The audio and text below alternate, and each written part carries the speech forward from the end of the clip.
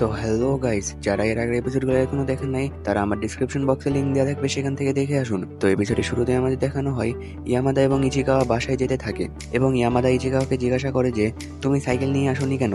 আমার এখন হাত ঠিক হয়ে গেছে, সেই জন্য আমি ভাবছি যে প্রতিদিন আমি সাইকেল ছাড়াই বাসায় যাব। আর সে মনে মনে বলে সাইকেল ছাড়া বাসায় গেলে আমারই ভালো, কারণ আমি সাইকেল নিয়ে আসলে ইয়ামাদাকে তাড়াতাড়ি বাসায় নামিয়ে দিয়ে চলে আসি, আর সাইকেল না নিয়ে আসলে আমি তার সাথে অনেকক্ষণ টাইম কাটাতে পারবো। তখনই ইয়ামাদা তার ব্যাগটি ইচিকাওয়ার হাতে ধরিয়ে দেয় এবং সে ব্যাগের ভিতর কিছু একটা জিনিস খুলতে থাকে এবং দেখা যায় যে তার ব্যাগের ভিতরে ময়লা আবর্জনা ছাড়া কোনো কিছুই নেই। তারপর কিছুক্ষণ পরে সে একটি কাগজ বের করে এবং সেই কাগজটি হলো একটি মুভির টিকিট। তারপরে ইয়ামাদা বলে এটা আমাকে আমার ফ্রেন্ড দিয়েছে। তারপরে আমাদের দেখানো হয় ইয়ামাদা ইচিকাওয়াকে তার টি শার্টটি দিয়ে তার ছবি তুলতে থাকে এবং বলে এটাতে তোমাকে অনেক সুন্দর লাগছে। তারপরে ইচিকাওয়া সেখান থেকে চলে আসতে লাগে এবং ইয়ামাদা তাকে পিছ থেকে ধরে তার টি শার্টের পকেট থেকে আরেকটি টিকিট বের করে এবং সেটি ইচিকাওয়াকে দিয়ে দেয় এবং সে সেখান থেকে চলে যেতে লাগে এবং ইচিকাওয়া মনে মনে বলে আমি কি তাকে বলবো। তারপরে সে ইয়ামাদার হাত ধরে এবং বলে আমরা কি এখন মুভি দেখতে যেতে পারি। ইয়ামাদা খুশি হয়ে যায় এবং বলে হ্যাঁ অবশ্যই। তারপরে তারা প্রথমে খাওয়া দাওয়া করার জন্য একটি দোকানে যায়। দোকানে গিয়ে তারা অর্ডার দিতে যাবে, তখনই তারা অবাক হয়ে যায় আর ইচিকার তো অবস্থা একবারে টাইট হয়ে যায়, কারণ যে অর্ডারটি নেবে সেই ইচিকার বোন ছিল। ইচিকার বোনকে দেখে ইচিকাও অনেক ভয় পেয়ে যায় এবং ইচিকার বোন বলে স্কুল শেষ করে তোমরা ডেটে এসেছো।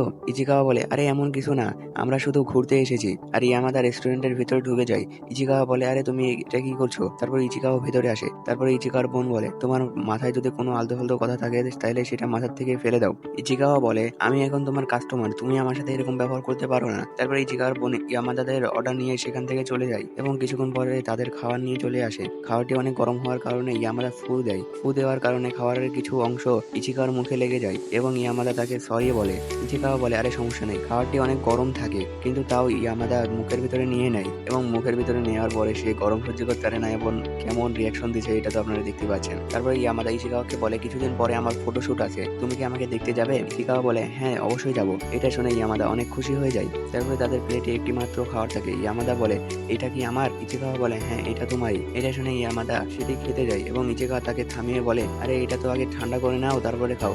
তারপরে ইয়ামাদা বলে কেননা তুমি এটা আমাকে ঠান্ডা করে দাও। তারপরে ইচিকাওয়া খাবারটি ঠান্ডা করতে থাকে এবং ইয়ামাদা মুখ খুলে থাকে। এটা দেখে ইচিকাওয়া অনেক নার্ভাস হয়ে যায়। তারপরে সেই ইয়ামাদাকে সেটি খাইয়ে দেয়। তারপরে সিন শিফট হয় এবং আমাদের দেখানো হয় ইয়ামাদা এবং ইচিকাওয়া মুভি দেখার জন্য যাচ্ছে এবং ইয়ামাদা অনেক বড় পপকর্নের প্যাকেট নিয়ে থাকে। তারপরে তারা মুভি দেখার জন্য ভেতরে চলে যায় এবং ইয়ামাদা বলে এই মুভিটি লাভ স্টোরি মুভি, এটা অনেক সুন্দর একটি মুভি। ইচিকাওয়া বলে এই মুভির মাঙ্গাটি আমি আগেই পড়ে রেখেছি। ইয়ামাদা বলে কি সত্যি তোমার কাহিনী মনে আছে। ইচিকাওয়া বলে হ্যাঁ আমার মনে আছে। তারপরে ইচিকাওয়া চোখ বন্ধ করে ভাবে যে এর আগে এরকম টাইপের আমি একটা মুভি দেখেছিলাম। মুভি দেখতে দেখতে আমি ঘুমিয়ে গেছিলাম। দ্বিতীয় দিন ঘুম থেকে উঠে সব ফিমেল ক্যারেক্টারের মধ্যে আমি ইয়ামাদাকে দেখছিলাম। তখনই ইয়ামাদা ইচিকাওয়াকে বলে আরে ওঠো মুভি শুরু হয়ে গেছে। ইচিকাওয়া বলে আরে আমি ঘুমাচ্ছিলাম না। তারপরে সেখানে একটি কিস করার মুভমেন্ট চলে আসে এবং ইচিকাওয়া লজ্জা পেয়ে যায়, তার মুখ ঢাকতে যায় আর ইয়ামাদা একটু লোচ্চার মতন সেই সিনটি মনোযোগ দিয়ে দেখতে থাকে। তারপরে আমাদের দেখানো হয় মুভি শেষ হয়ে যায় এবং ইচিকাওয়া এবং ইয়ামাদা বাইরে চলে আসে আর ইয়ামাদা মুভিটির সম্পর্কে কথা বলতে থাকে এবং ইয়ামাদা বলে আমি তো ভুলে গেছিলাম যে তোমার এইগুলো ভালো লাগে না, আমি শুধু তোমার টাইম নষ্ট করলাম। ইচিকাওয়া বলে আরে না, আমি তোমার সম্পর্কে আরো কিছু জানতে চেয়েছিলাম, সেই জন্য আমি তোমার সাথে এসেছি। তারপরে দ্বিতীয় দিন ইচিকাওয়া সকাল সকাল উঠে তার বোনকে বলে দেখো তো আমার এই গেটআপটি কেমন হয়েছে।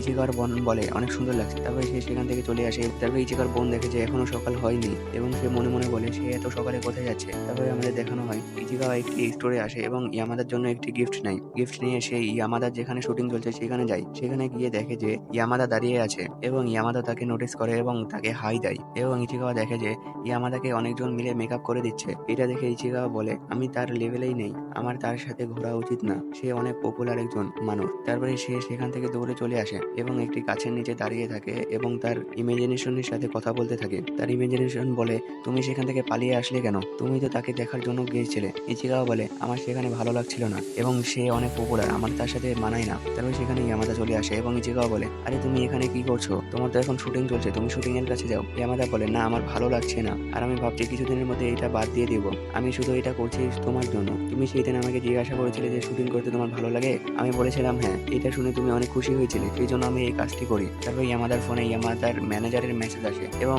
মেসেজটি দেখেও সে যায় না এবং ইচিকাওয়া বলে আরে তোমার তো দেরি হয়ে যাচ্ছে, তুমি যাও। ইয়ামাদা বলে না আমি যাব না। তারপর ইচিকাওয়া তার হাত ধরে টেনে সেই শুটিং এর জায়গায় নিয়ে যায় এবং শুটিং এর ম্যানেজার দেখে যে ইয়ামাদা তার ফ্রেন্ডকে নিয়ে এসেছে এবং সে বলে বলে, তাহলে এটাই তোমার ফ্রেন্ড, তুমি আমাকে জানাওনি কেন যে তোমার ফ্রেন্ডকে তুমি নিয়ে আসবে? তারপরে ইচিকাওয়া সেখান থেকে চলে যেতে লাগে এবং ইয়ামাদা তাকে ধরে ফেলে এবং বলে, হ্যাঁ এটাই আমার ফ্রেন্ড। তারপরে ম্যানেজারটি তার কাছে আসে এবং একটু রাগী নজরে তাকে দেখে বলে, ও তাহলে এটাই তোমার ফ্রেন্ড। তারপরে আমাদের দেখানো হয় তারা ব্রেক টাইমে এক জায়গায় বসে থাকে এবং সেখানে সেই শুটিং এর সাইড ক্যারেক্টার চলে আসে এবং সে অনেক সিরিয়াস মুডে ছিল এবং সে ইয়ামাদার কোলের উপরে মাথা দিয়ে কান্না করতে লাগে এবং বলে, আমি যে ট্যাক্সি দিয়ে আসছিলাম ওইটার যে ড্রাইভার ছিল সে আমার দিকে একটুও নজর দেয়নি। তারপরে সে উঠে দাঁড়িয়ে পড়ে এবং ম্যানেজারকে বলে, এটা কি আপনার ছেলে? ম্যানেজার বলে, তোমার কি মনে হয় এটা আমার ছেলে? তারপরে আমাদের দেখানো হয় ইয়ামাদা এবং সেই সাইড ক্যারেক্টারটি শুটিং করতে থাকে এবং ইচিকাওয়া দূর থেকে এটা দেখতে থাকে এবং তখন ইচিকাওয়ার কাছে ম্যানেজারটি আসে এবং বলে, এবং ইচিকাওয়াকে বলে, তোমার যদি বাসায় কোনো কাজ থাকে তাহলে তুমি যেতে পারো, এখানে অপেক্ষা করার কোনো দরকার নেই।